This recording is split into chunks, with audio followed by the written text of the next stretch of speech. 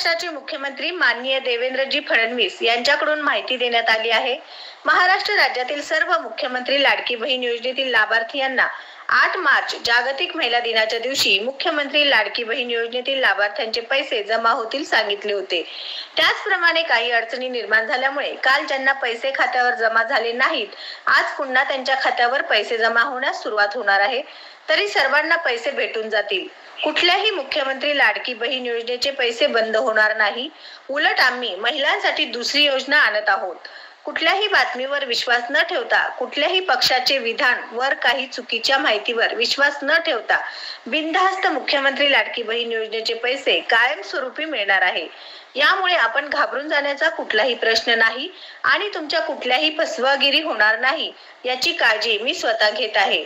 शेवटपर्यंत तुम्हाला तुमचे भाऊ तुमच्या पाठीशी आहे आणि तुम्ही आमच्या पाठीशी आहे। आम्हाला तुमचे आशीर्वाद आहेत, असे मुख्यमंत्री माननीय देवेंद्रजी फडणवीस यांनी सांगितले। ज्यांच्या खात्यामध्ये पैसे जमा झाले नाही, काही लोकांच्या अडचणी म्हणजे बँकेचे खाते सरकारी मान्यता असलेल्या बँकेमध्ये लवकर होणार आहेत। काही खाजगी पतसंस्था वगैरे अशा पद्धतीचे बँक आहेत। यामध्ये पैसे जमा व्हायला थोडा उशीर होणार आहे, कारण गेल्या वेळी काही पुरुषांच्या नावाने पैसे काढून घेण्यात आले होते। ती बाब समोर आल्यानंतर पुन्हा त्यांचे पैसे बंद करण्यात आले। पण अशा काही पतसंस्था लहान बँक आहेत, काही ग्रामीण भागात, काही शहरी भागामध्ये की त्यांना सरकारी मान्यता नाही। अशा बँकेमध्ये पैसे येण्यास थोडा वेळ लागत आहे, तरी सर्वांना पैसे भेटून जातील। सरकारी मान्यता असलेल्या बँकेमध्ये स्टेट बँक, महाराष्ट्र बँक असे अनेक सरकारी बँका आहेत। त्यामध्ये पैसे जमा होण्यास उशीर लागत नाही।